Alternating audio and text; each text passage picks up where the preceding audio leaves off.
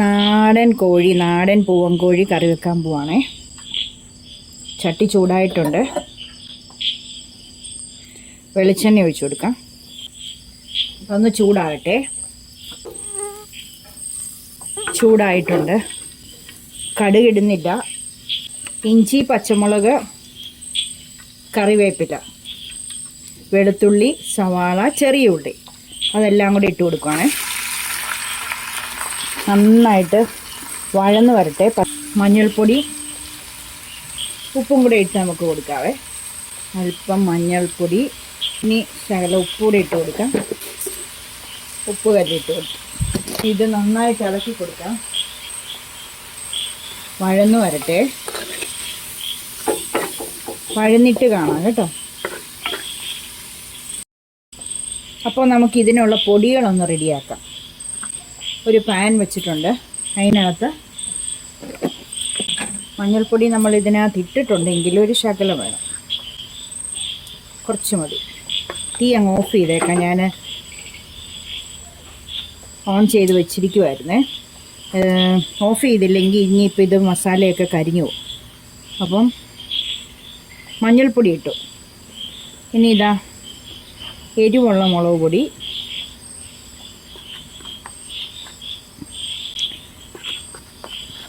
രണ്ട് ടീസ്പൂൺ. ഇത് അര ടീസ്പൂണിൻ്റെ അളവ്, അതുകൊണ്ടാണ് ഇത് 4 പ്രാവശ്യം ഇട്ട് കേട്ടോ. ഞാൻ എപ്പോഴും പറയുന്നതല്ലേ. ഇനി കാശ്മീരി 1 ടീസ്പൂൺ, അത് മതി. നമ്മളുടെ തമിഴ്നാട് മസാല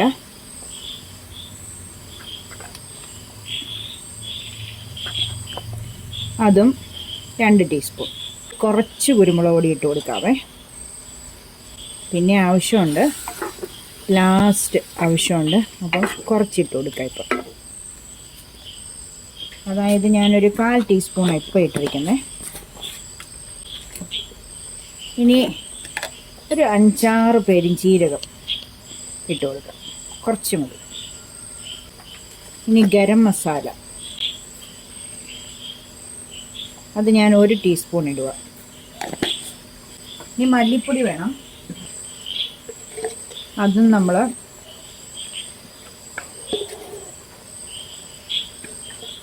ഒരു ടീസ്പൂൺ. 4 പ്രാവശ്യം ഇട്ട് ഇത് 1/4 ടീസ്പൂണേ ഉള്ളൂ, അതുകൊണ്ടാണ് കേട്ടോ. ഈ പൊടികളൊന്ന് ചൂടാക്കി കൊടുക്കാം. ഒന്ന് ഓൺ ചെയ്തേക്കാം.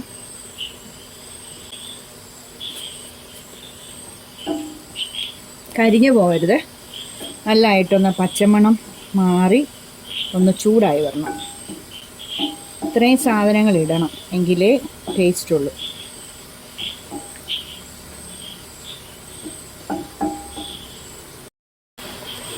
കരിഞ്ഞു പോകാതെ വറുത്തെടുക്കണേ. നാടൻ കോഴിക്കറിക്ക് ഇതുപോലെ മല്ലിയും മുളകും, നമ്മളുടെ മുഴുവനായിട്ടുള്ള മല്ലിയും മുഴുവനായിട്ടുള്ള വറ്റൽമുളകുമാണ് വറുത്തിട്ട് അരച്ചെടുക്കേണ്ടത്. ഗരം മസാലയും പിന്നെ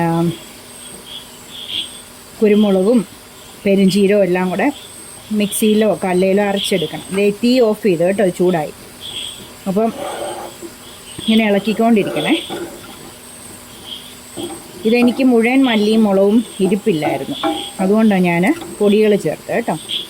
പൊടികൾ ഇത് നമ്മൾ തന്നെ ചെയ്യുന്ന പൊടികളായതുകൊണ്ട് പിന്നെ കുഴപ്പമില്ല.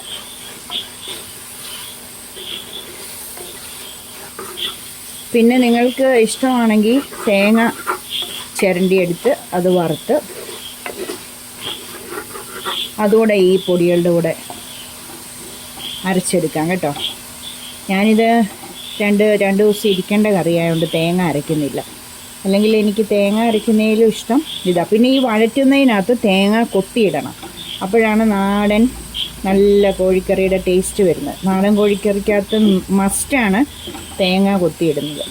നമുക്ക് അതുകൂടെ അതിൻ്റെ കൂടെ ഇടാം. ഞാൻ ശരിക്കും പറഞ്ഞാൽ മറന്നുപോയി കേട്ടോ, ഇപ്പോഴോർത്തെ പറഞ്ഞു വന്നപ്പോഴോർത്തെ. ഓക്കെ, അപ്പോൾ അതുകൂടെ ചെയ്യാം. ഇത് തീ കുറച്ച് വെക്കാം, ഇവിടെ ഇരുന്ന് വഴന്നോളും. ഇത് ഓഫ് ചെയ്തിട്ടുണ്ട്. ആറുമ്പോൾ നമുക്ക് ഇത് വഴന്നതിന് ശേഷം ഇട്ട് കൊടുക്കാം. ഓക്കെ, അപ്പോൾ ഇതാ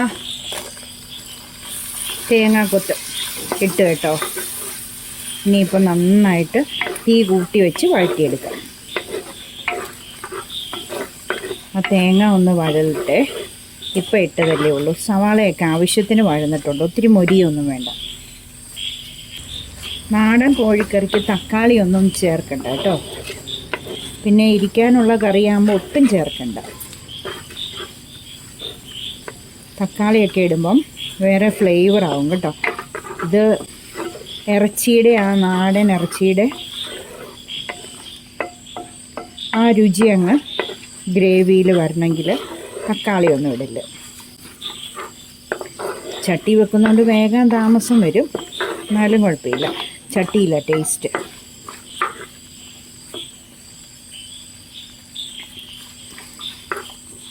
ഇച്ചിരി ഒന്ന് വഴന്നോട്ടെ കേട്ടോ. അപ്പോൾ ഇതായിട്ടുണ്ട്. ഇനി നമുക്ക് മസാലകൾ ഇട്ട് കൊടുക്കാം. നമ്മൾ ചൂടാക്കി വെച്ച മസാല.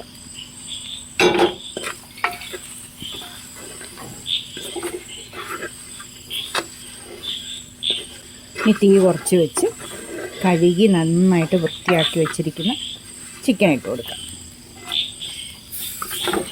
ചിക്കൻ ഇട്ട് കൊടുത്തു. ഇനി ഇത് നന്നായിട്ടൊന്ന് യോജിപ്പിക്കാം. യോജിപ്പിച്ചിട്ടുണ്ട്. ഇനി നമുക്ക് നല്ല ചൂട് വെള്ളം ഒഴിച്ച് കൊടുക്കാം.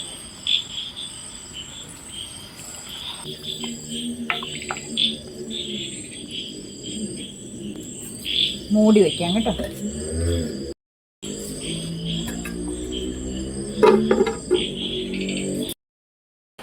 കുറച്ചേറെ നേരമായേ, അരമണിക്കൂറിന് മേളിലായി. ഒന്ന് തുറന്ന് നോക്കാം.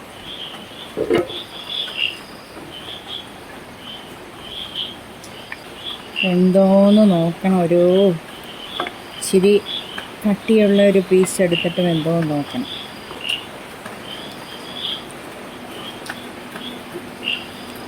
എല്ലാം വെന്തിറങ്ങി നല്ല ഗ്രേവിക്ക് നല്ല ടേസ്റ്റായേ. നമ്മൾ ഒത്തിരി എണ്ണയൊന്നും ഒഴിച്ചില്ലല്ലോ, എണ്ണയുണ്ട്.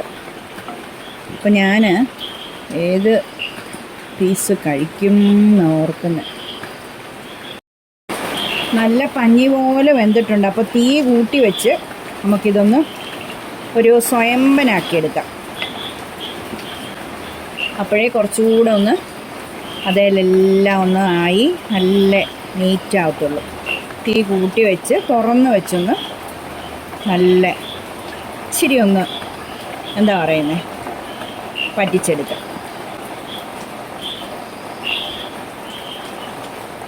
ഒരു 10 മിനിറ്റ് കൂടെ വേണ്ടി വരും. വെന്തോന്നറിയാൻ ഒരു കുഞ്ഞ് പീസ് എടുത്ത് നോക്കി. സാധ്യ ടേസ്റ്റ്. ഇത് മണം കാരണം ഇവിടെ എങ്ങും നിൽക്കാൻ മേലേ. ആരൻ പഠിച്ചുകൊണ്ടിരിക്കുന്നതിൻ്റെ ഇടയ്ക്ക് ഓടി വന്നു, വേകാൻ ഇനി താമസമുണ്ടോ? ഞാൻ പറഞ്ഞാൽ നല്ലതായിട്ട് വേഗണം, നാടൻ കോഴിയല്ലേ എന്നും പറഞ്ഞപ്പം സൈലൻ്റായിട്ട് അങ്ങ് പോയി. ഭയങ്കര മണമാണ്, ഭയങ്കര. പിന്നെ ടേസ്റ്റ് അപാരം. ഞങ്ങൾ വർഷങ്ങളായി നാടൻ കോഴി കഴിച്ചിട്ട്. ഞങ്ങൾ വളർത്തുന്നതിൻ്റെ മാത്രമേ ഉള്ളൂ ഞങ്ങൾക്ക് പിന്നെ തൃപ്തിയെ. കാരണം എന്നാ വെച്ചാൽ മറ്റുള്ളതൊക്കെ ഗിരിരാജൻ കോഴി തരും നമുക്ക്. ഇത് ഞങ്ങൾ അങ്ങ് ദൂരെ പോയി ഒരു സ്ഥലത്ത് പോയി നാടൻ കോഴി വിൽക്കുന്നിടത്തുനിന്ന് മേടിച്ചതാണ്. അയാൾ ഞങ്ങളെ മുട്ടയിടാൻ വേണ്ടി, നമ്മൾ പിടക്കോഴിയാണ് പറഞ്ഞത്, അയാളാണെങ്കിൽ നമുക്ക് 35 എണ്ണം മേടിച്ചതിൽ പിന്നെ 17 എണ്ണം പെട, 5 എണ്ണം കുറച്ചു അതൊന്ന് ഷോർട്ടേജ് ആയിരുന്നു. 17 പെടയും 13 പൂവനും. ആകെ 3 തട്ടയിലിടാൻ ഓരോ പൂവൻ മതി, 3 പൂവൻ മതി. അത് പ്രത്യേകം ഞങ്ങൾ പറഞ്ഞു. എന്നിട്ട് 13 പൂവൻ തന്നു. ഓർത്ത് വയ്ക്കുക. പൂവനെല്ലാം കൂടെ തീറ്റ കൊടുത്ത് വളർത്തി ഇതൊന്നും വിറ്റാൽ ആരും കാശ് തരില്ല. നമ്മൾ കാശ് ചോദിക്കുമ്പോൾ മറ്റുള്ളവർക്ക് ബുദ്ധിമുട്ടാണ്.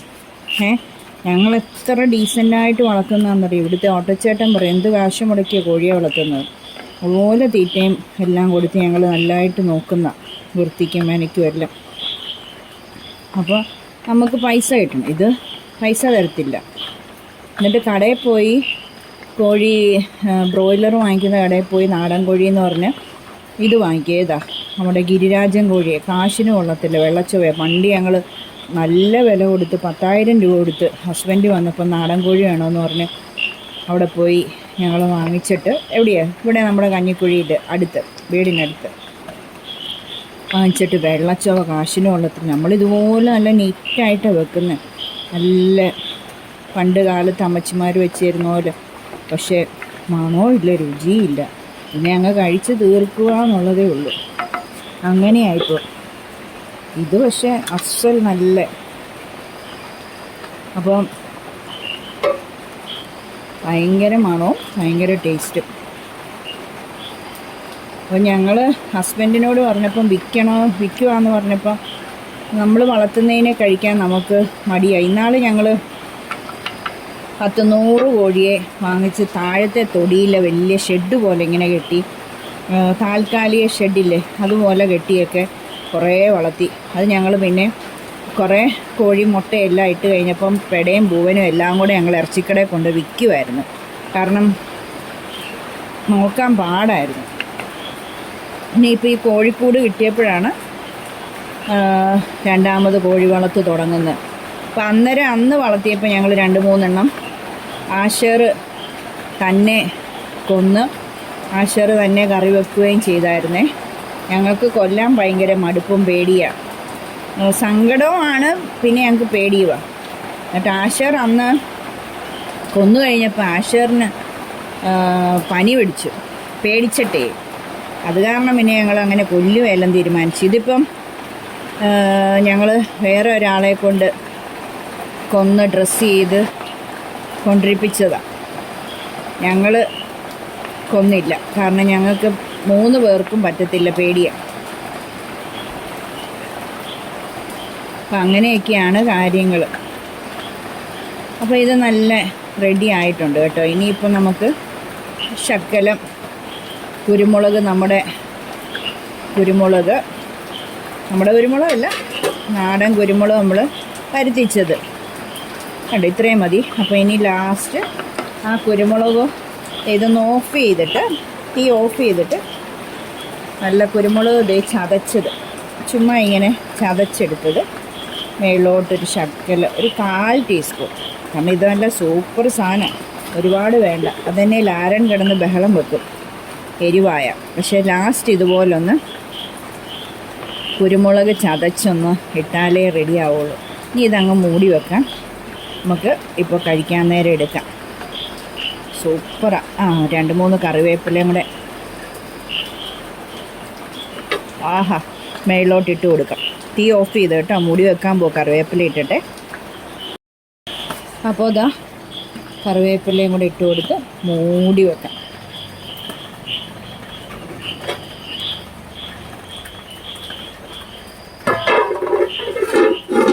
അവിടെ ഇരിക്കട്ടെ, കഴിക്കാൻ നേരം എടുക്കാം. അപ്പോൾ നമ്മളുടെ നാടൻ പൂവൻകോഴി കറി വെച്ചത് എല്ലാവർക്കും ഇഷ്ടപ്പെട്ടെങ്കിൽ നിങ്ങൾ ഈ രീതി വെച്ച് നോക്കണേ, ഭയങ്കര ടേസ്റ്റായിട്ടോ.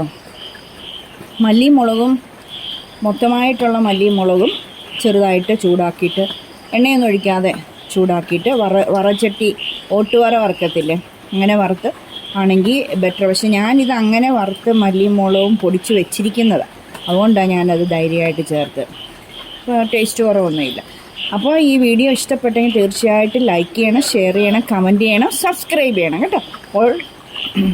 അപ്പോൾ നാളെ അടുത്ത പുതിയ വീഡിയോയുമായി കാണുന്നവരെ എല്ലാവർക്കും bye. Thank you. God bless you all. ചക്കര ഉമ്മ.